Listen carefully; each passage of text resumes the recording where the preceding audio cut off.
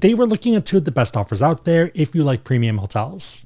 Great examples being skiing or snowboarding destinations during the winter season, or romantic getaways to far-flung destinations for anniversaries or honeymoons.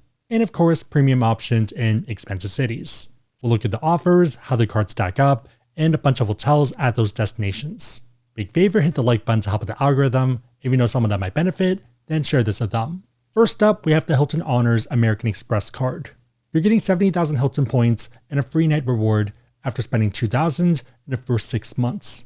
Offer here ends April 29th, 2025. The free night reward is exactly what it sounds like. You can redeem this for almost all their hotels. There are a list of ones you can't go to, but we'll dive into this, and it's not really what you think.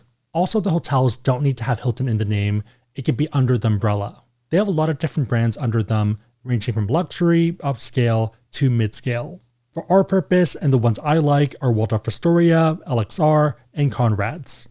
Waldorf Astoria is positioned at the same level as Four Seasons, Peninsula, Mandarin, and Ritz-Carlton. Conrad is at the same level as Shangri-La and Park Hyatt. These are pretty solid hotels, to say the least. The caveat for the free night reward is that you do need to find standard room availability, so as long as there's a standard room reward available, then you're good to go. So for the image on screen right now, all of these dates are fine, other than the 22nd, which is 792k points, because that's a premium room rather than standard.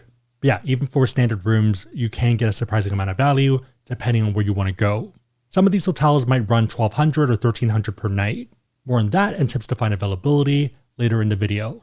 This card's also no annual fee, so given the current offer, it feels like a pretty easy pickup. The next card is the Hilton Honors American Express Surpass card. You get even more points here. 130,000 Hilton points and a free night reward after spending $3,000 in the first 6 months. Offer here also ends April 29th, 2025. If you are comparing the two offers here, you're getting 60,000 additional Hilton points for 1,000 additional spend. This card does have an annual fee though, which might scare some people. $150 annual fee, but you do have up to 200 Hilton credit, and it is broken down into up to 50 per quarter in statement credits for purchases made directly of Hilton. It is a bit of an annoying credit, but there are some strategies to use it easily. For example, if you have an upcoming stay at Hilton, you can actually call them and have them charge the $50 and add it to your folio, so pretty much prepaying some of the charges. Another option when you're paying at the end of the trip is to do multiple payments, and I have done this fine at Waldorf Astoria Park City and a few other Hiltons. Some employees who don't want to do it will tell you that's not possible, but generally just hang up and call again or come back later for a different agent, and it's usually fine. A third option is that a lot of the restaurants within the hotel will actually use the hotel merchant account, and that's going to trigger the credit. This can be hit or miss though, so be careful. If you're unsure, then try to do a small charge and be the data point that you want to see. In practice, a lot of Hiltons have restaurants or Starbucks, so it might be a good option for either lunch or a coffee on the way to work. Reminder that if this card doesn't make sense after the first 12 months and the math doesn't math, then you can downgrade to the no annual fee card. If all of this sounds too complicated, it might make sense to go for the Capital One Venture. If you're looking for an easy travel card and you're doing more economic hotels, then it might be a better pick. The first part of it is that you're getting $250 to use on Capital One Travel in your first cardholder year for getting approved. Second part is 75,000 bonus miles after spending $4,000 on purchases in the first 3 months. If you're using your miles towards travel, you get 1 cent per mile. So in this case, 75,000 miles times 0.01 is $750 in travel. This can either be bookings on Capital One Travel or other travel charges you made with the card elsewhere. So if you're looking for more normal stuff rather than super expensive hotels, then this one might be more tangible, and it's still $1,000. 1,000 value divided by 4,000 minimum spend is 25% return on spend. On that note, if you want to learn about these cards or pretty much any other cards out there, and you want to support the channel, we have links on the website, asksabby.com, and also down below in the description box. Make sure the links are competitive, but otherwise, it is a huge way to support the channel, so thank you in advance. Okay, back to Hilton. Which one should you get? Technically, you can get both. As a filming, there's no rule stopping you from getting both cards and both bonuses. Some other Amex cards do have family rules where if you have one of the cards, let's say one of the deltas, it stops you from getting the other deltas. Long story short, but for those ones now, you want to work your way from the bottom to the top. Even though it's not a factor for Hilton, if you do want to de-risk, then you'd want to do the same thing. In that case, maybe get the no annual fee one now, and then the Surpass in April. If you are after benefits now, you do get 2 different elite statuses with the cards. So the no annual fee one, you have Hilton Silver, and Surpass, you get Hilton Gold. Taking a look at the benefits, Silver doesn't really do much, in my book at least. The main draw of Gold is space available upgrades, but also a daily food and beverage credit, or continental breakfast, depending on the region and brand. So for example, for US hotels, if you're at Waldorf Astoria, Alexar, or Conrad, if you have 1 guest checking in, then it's $25 per day. If you have 2 or more guests, it's $50 per day, and this can be used for a lot of different things at the hotel. It's a pretty decent number to me at least, but depends on you. It depends on the hotel, but you're looking at something like probably 2 breakfasts, maybe 3 or 4 drinks, or 2 appetizers. For the mid-level chains in the US, like Hilton or DoubleTree or Curio, for 1 guest, you're getting either 15 or 18 per day, depending on location, and 2 or more is 30 or 36 per day. So a lot of this depends on the market. So expensive ones like New York, Los Angeles, and Hawaii, and a bunch of other ones are the ones where you get a bigger credit. For these 2 cards, multipliers don't really matter to me, other than maybe 2 of them. And for this, I'll add the Aspire to make it easier to compare. The Surpass across the board is a stronger earner in terms of multipliers, and yeah, there's not really anything that the no annual fee one does better. Still though, for some of them, if you are spending a ton, you might want to get the Aspire. For example, even though the normal Hilton has 7x and the Surpass is 12x, the Aspire is 14x. 6x back at US groceries is pretty good, but there are a lot of other cards competing in that same space for groceries. The 2 interesting multipliers to me are going to be US gas stations and US online retail purchases. The reason being that both of these are not the most common multipliers for cards. Given how prominent and large gas can be for a category, it might make sense to get it for this purpose. One other cool perk of the Surpass is that you get a free night reward every card member year where you spend $15,000 or more. So this is not just in the first year, but every year where you hit this threshold. It also is cumulative spend on the card. So in year 1, it's pretty nice because the $3K for the minimum spend is actually going to help you for this $15K. So if you do end up doing $3K, you're $12K away from an additional night. One strategy is to make tax payments, so Pay 1040 charges 1.75% and ACI charges 1.85%. 12,000 times 1.75 is $210 in fees. For that $210 in fees, you're getting a free night reward that you're earning, especially if you don't have a lot of other spends, and also $36K in points. If you sold stock, you had an untaxed bonus, or you have rental or other side income, then it's an option. Ideally, you have other spends, but if not, it's worth considering. Tuition payments are another option, so it could easily be 15 or 30K, and great way to generate another night if the fees are not too aggressive. So in that sense, if you do have an upcoming payment that you're not using towards something else, then maybe the Surpass makes a bit more sense because you're hitting 2 nights. One for the intro bonus and one for the 15K night, which is pretty solid for stacking. Okay, so with all of that said, let's look at some use cases for free night rewards. Again, there are a list of exceptions, but let's run through why I don't think it's an issue. If you scroll through, it looks pretty daunting because there are a lot of options, but a lot of them are probably not ones you'd want to go to because they're timeshare ones. So 9 of the ones on the list are Hilton clubs, 28 are Hilton Grand Vacation, and 12 are Hilton Vacation Clubs. The remaining ones that are interesting are mostly residences. A lot of hotels will have the residence side where it's going to be owners who rent out their apartments for people. Even then, it's a pretty small list. Okay, so those are the ones we can't use it at. What about the ones we can? To me, there's going to be 4 different strategies. Number 1 is places you're going, and in our case, we'll use Japan because that's pretty popular right now.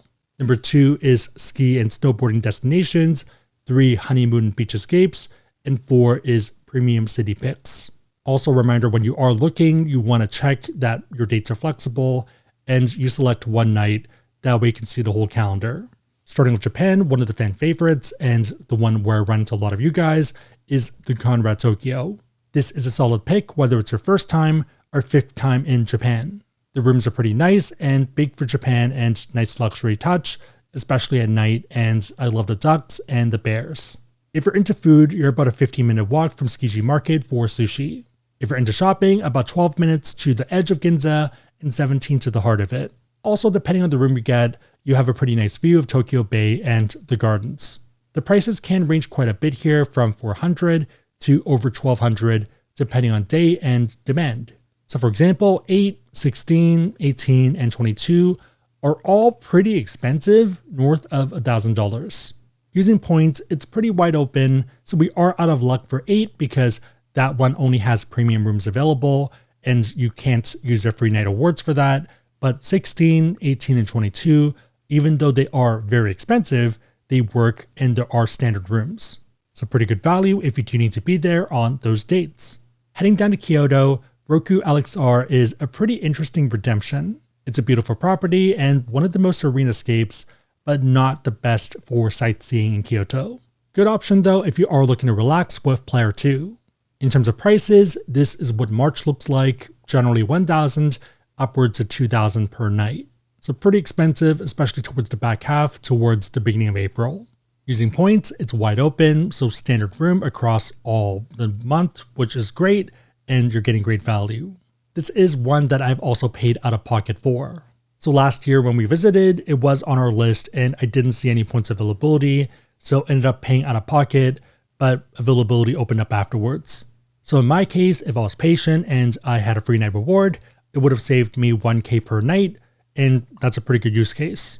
Another option for Kyoto is Sawaka, which is under SLH. Also, if you are going from the main page or the main search, and it's not letting you do the whole month, then select a specific date, and then once you get to the hotel search, then you can shop by price. So shop by price is what we're looking for. Looking at the price, same idea here, it is pretty expensive, same thing with Roku, but availability is a lot tougher, and in our case, it's non-existent. So there's no standard room availability. That's fine and does happen, especially when either demand's high or the property doesn't have that many rooms.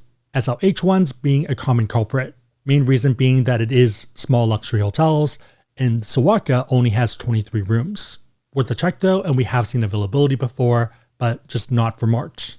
One that I haven't been to yet, but I have heard pretty good things, is the Conrad Osaka.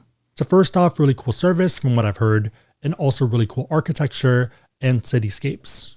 Price is a bit cheaper, so some people do pay out of pocket or book through FHR.